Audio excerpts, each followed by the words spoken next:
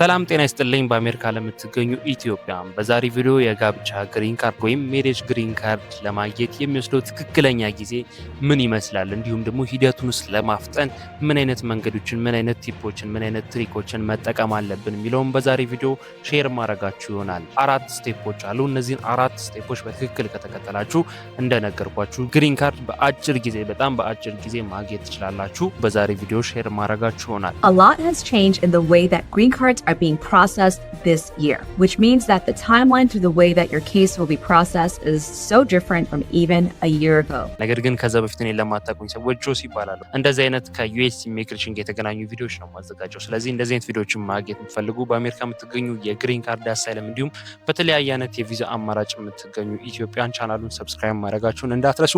ቪዲዮም ከመጀመሩ በፊት ሁላችሁም ላይክ ያደረጋችሁ መጀመራችሁ እንዳትረሱ። ወደ ጉዳያችን ንግባ።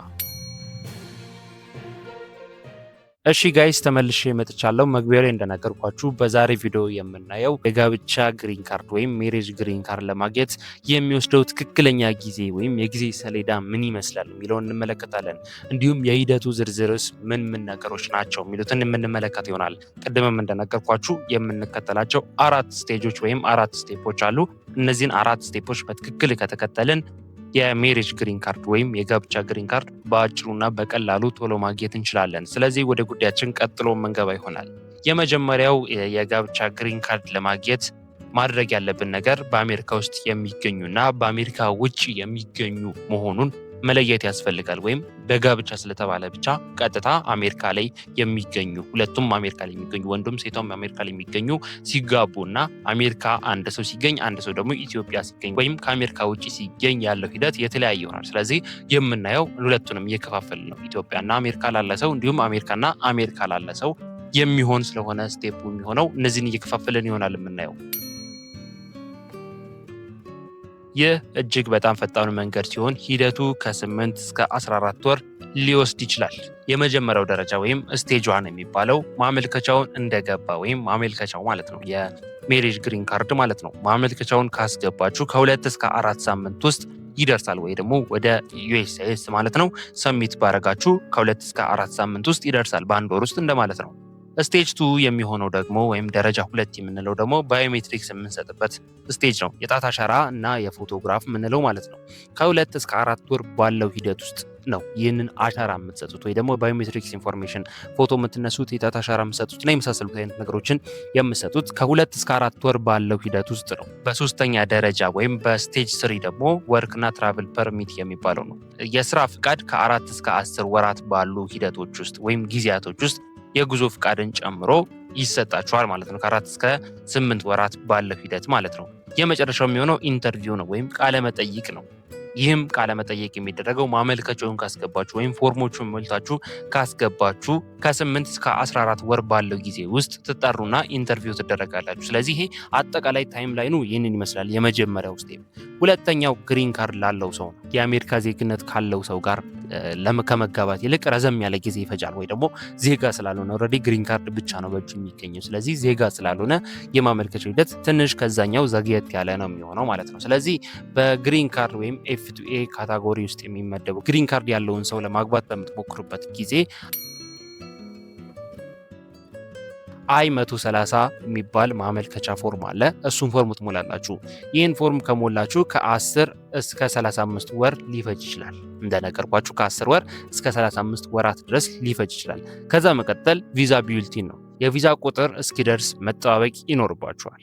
ሂደቱም በአሜሪካ ውስጥ ከሆናችሁ ከ8 እስከ 16 ወር ብቻ ነው የሚፈጀው። I-130 ከጸደቀ በኋላ ማለት ነው። ወይ ደግሞ እንደነገርኳችሁ I-130 ነው መጀመሪያ ፎርም የምታስገቡ። ስለዚህ እሱ ፎርም ከጸደቀ በኋላ ከ8 እስከ 16 ወር ሊፈጅባችሁ ይችላል። ከአሜሪካ ውጭ ከሆናችሁ ደግሞ ከ3 እስከ 6 ዓመት ሊፈጅ ይችላል። ምክንያቱም አሜሪካ ውስጥ ላለ የቪዛ ቢዩልቲን ነምበር እና ከአሜሪካ ውጭ ለሚደረጉ ቪዛ ቢዩልቲኖች ትንሽ ጊዜው የተለያየ ስለሆነ ከአሜሪካ ውጭ ከሆናችሁ ከ3 እስከ 6 ዓመት ሊፈጅ ይችላል። አሜሪካ ውስጥ ከሆናችሁ ደግሞ ከ8 እስከ 16 ወራት ድረስ ሊፈጅ ይችላል። በሶስተኛ ደረጃ ማድረግ ያለባችሁ ደግሞ ከአሜሪካ ውጭ ለሚኖሩ ነው ወይም ኮንሱላር ፕሮሰሲንግ ነው። የአሜሪካ ዜጋ ላገቡ ወይም የአሜሪካ ዜግነት ያለውን ሰው ለማግባት ለምታስቡ ሰዎች አጠቃላይ ሂደቱ ከ6 እስከ 18 ወር ሊፈጅ ይችላል። እጅግ በጣም ፈጣን ነው። ምክንያቱም የአሜሪካ ዜግነት ስላለው ሂደቱ ሁሉ ፈጠን ያለ ነው የሚደረገው።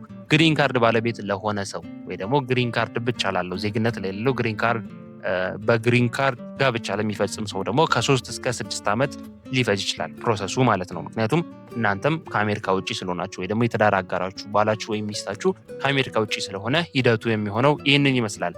አራተኛውና የመጨረሻው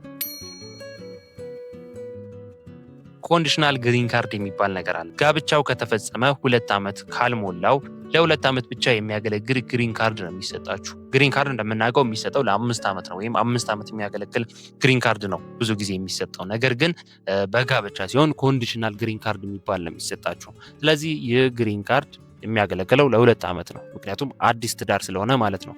ስለዚህ ይህንን 2 ዓመት ይዛችሁ ግሪን ካርዱ ኤክስፐርድ ከማድረጉ የተሰጣችሁ የጋብቻው ማለት ነው ኤክስፐርድ ከማድረጉ ከ90 ቀን በፊት ቋሚ እንዲሆን ማመልከት ይጠበቅባችኋል። ወይ ደግሞ ፐርማነንት ሬዚደንስ ወደምንለው ወደ 5 ዓመቱ ግሪን ካርድ እንዲቀየርላችሁ ማመልከት አለባችሁ። ነገር ግን ኤክስፐርድ ከማድረጉ ከ90 ቀን በፊት ነው ማመልከት ያለባችሁ እንጂ ኦልሬዲ ኤክስፐርድ ካረገ ሌላ ችግር ያመጣል። ስለዚህ ይህንን ኮንዲሽናል ግሪን ካርድ 2 ዓመት ሊሞላው 90 ቀን ሲቀረው አፕላይ አድርጋችሁ ወደ ፐርማነንት ወይም ወደ ቋሚ መቀየር ይጠበቅባችኋል። ሌላኛው አርኤፍ የሚባለው ወይም ሪኩዌስት ፎር ኤቪደንስ የሚባለው ነው። መንግስት ተጨማሪ መረጃ ወይም ማስረጃ ሊጠይቃችሁ ይችላል።